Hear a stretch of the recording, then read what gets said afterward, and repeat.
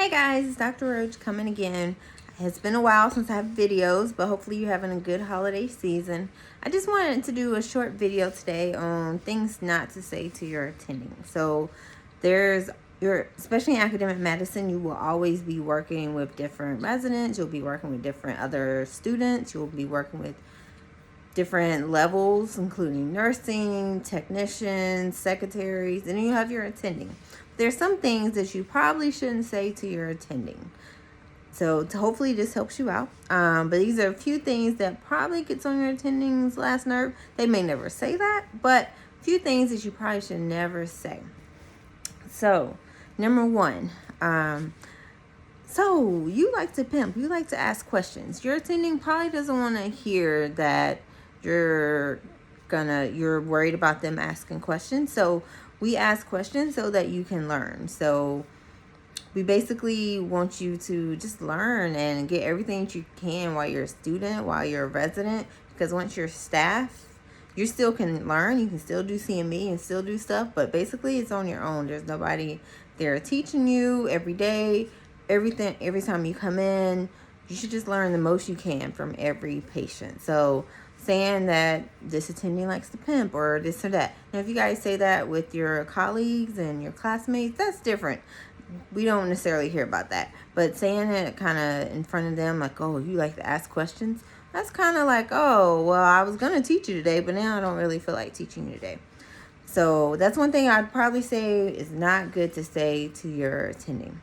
Second thing, I have to go study. So depending on how long you work with your attending, it can vary. So sometimes you'll work with them a week, sometimes you work with them a month.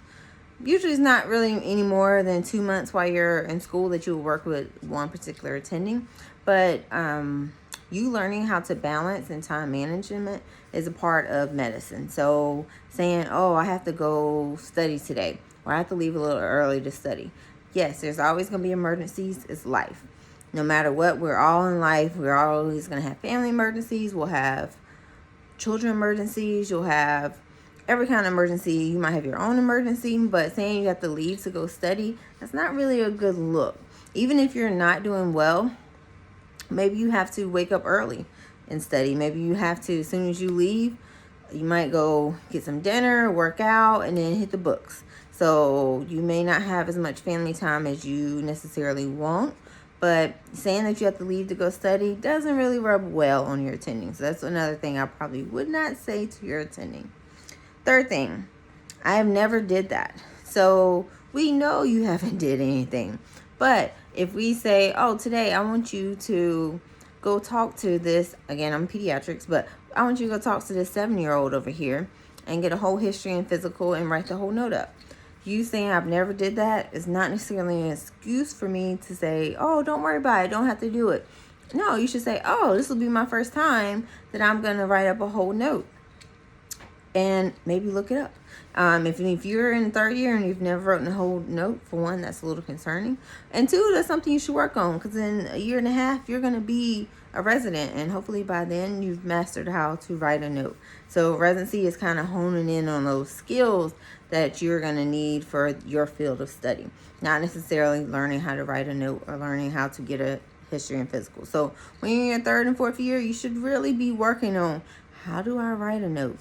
How do I go talk to the patient? So not saying things like, oh, I've never did that before. I've only ever wrote in the HPI. Well, today is the time to learn. So that's one thing I would definitely say to not say to your attending. Number 4, do you have a template? That is this could be me personally, but that's one of my personal pet peeves, is asking me, do I have a template? No, you're a student. You shouldn't use a template. You should actually learn how to write a note first before you start using templates. Because if you're using templates, then you don't actually know, you're not actually thinking through the whole process. So if you're using a template, you're not thinking through, why am I doing this? Why am I doing that? You're just copying and pasting somebody else's work that they already did.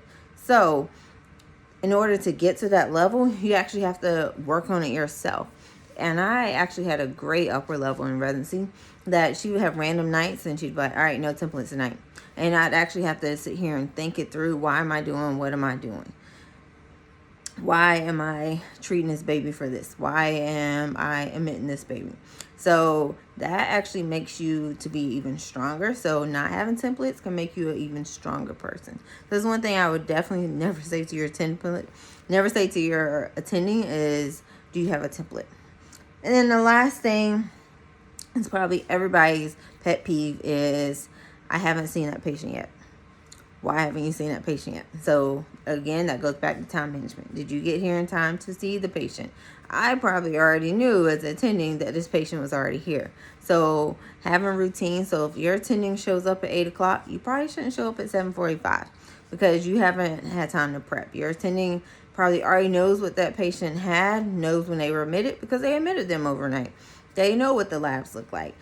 So that's one thing I would definitely recommend, is kind of always being prepared, doing your time management. Even if you show up early, guess what? That's extra time you can use to do that thing called study. So if there's no patients, then hey, you were already here. You have your book. You were studying for 30 minutes while you were waiting. So one thing I would definitely never say is, I haven't seen that patient yet. Why were you not prepared to see this patient? So these are some things, hopefully some tips for things that you maybe shouldn't say to your attending, or it may get on their nerves. Sometimes we do send you guys home because we might just need a mental break, but sometimes it's because of things you guys actually say that doesn't seem like you want to learn. And anytime somebody doesn't want to learn, to me, I feel like, why am I wasting my time teaching you? Because if you don't want to learn, then why are we both here? Like, I could just see the patients by myself. So I know that sounds harsh, but in reality, just think about the things you say to your attendings, because you never know how it affects them and if they really want to teach you. So just think about that. Hope you enjoyed this blog, and have a good one.